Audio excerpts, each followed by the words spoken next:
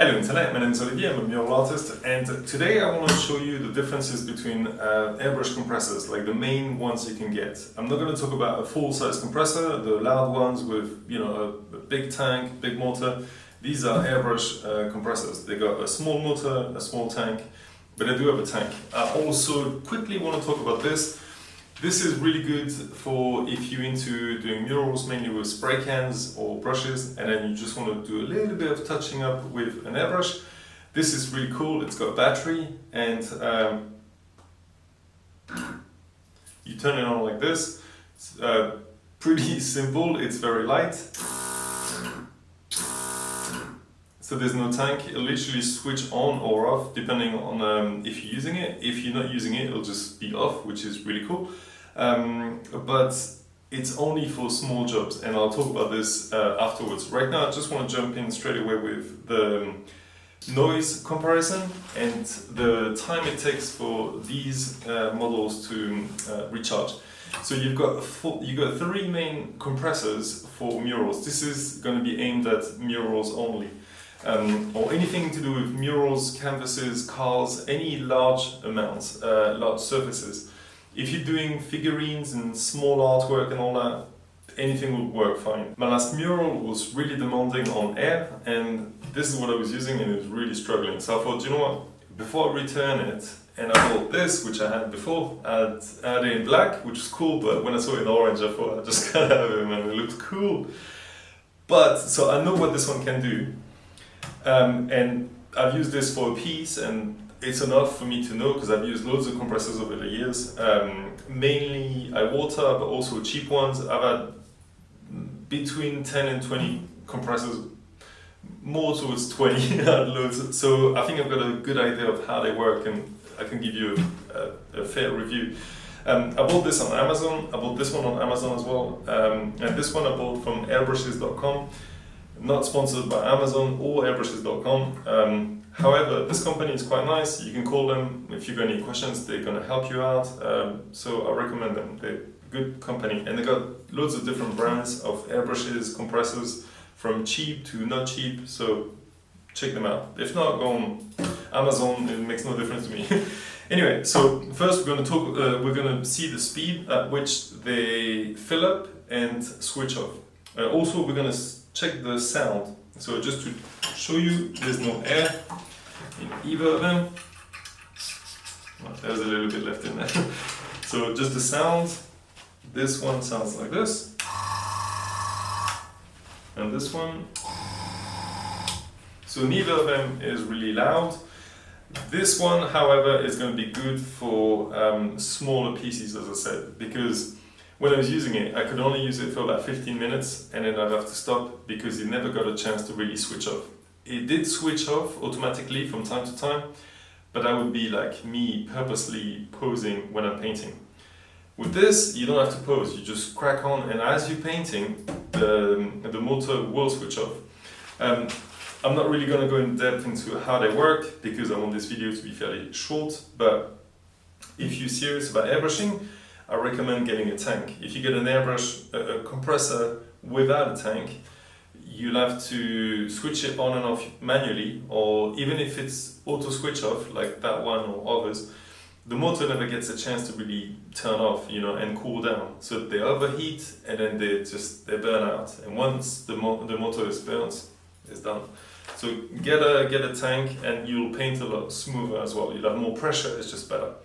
Okay, so I'm just going to see how long they take to go to full pressure, and I think this one they cut off probably about 50 psi, something like that. I've set both of them to 40 psi, so they're the same.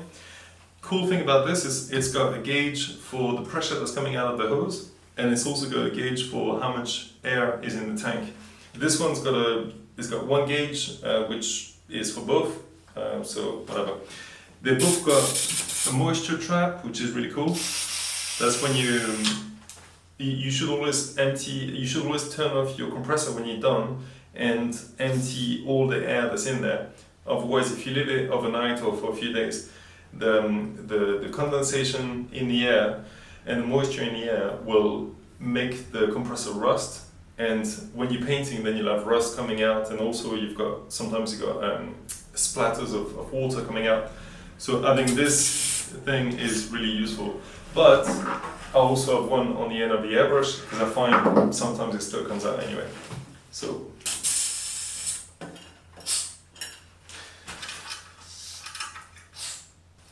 okay, so they're both empty. We're going to see how long they take to fill up completely and auto switch off.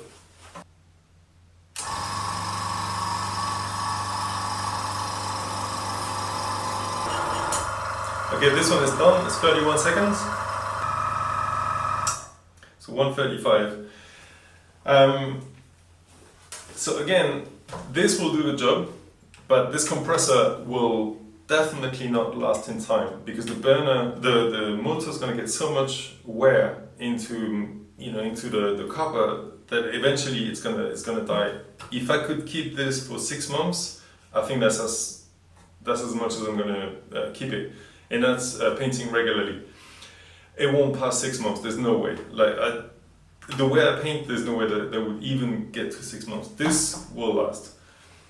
It comes with a fan, but the fan is pretty useless. There's another one that doesn't have a fan. It doesn't make a ton of difference.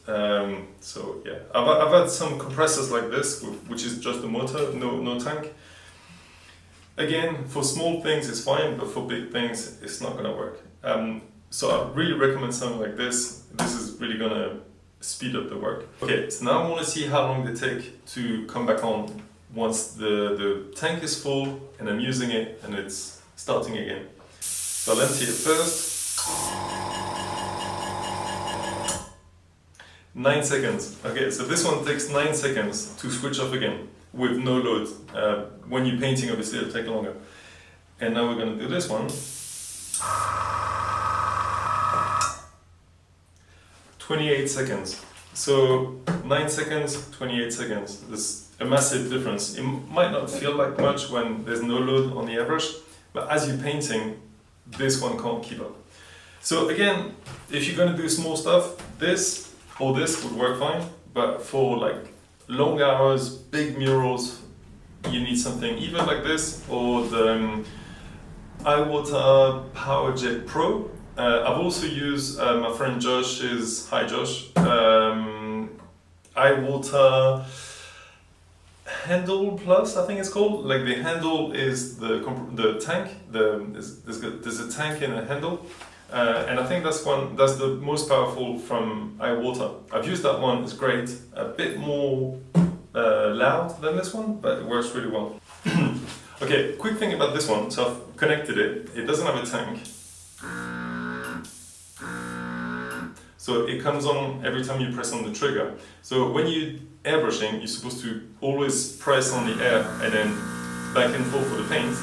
So that means this will be on for a while. But as soon as you lift up, when you know that it's gonna start getting a bit too hot, you just stop painting and it's fine.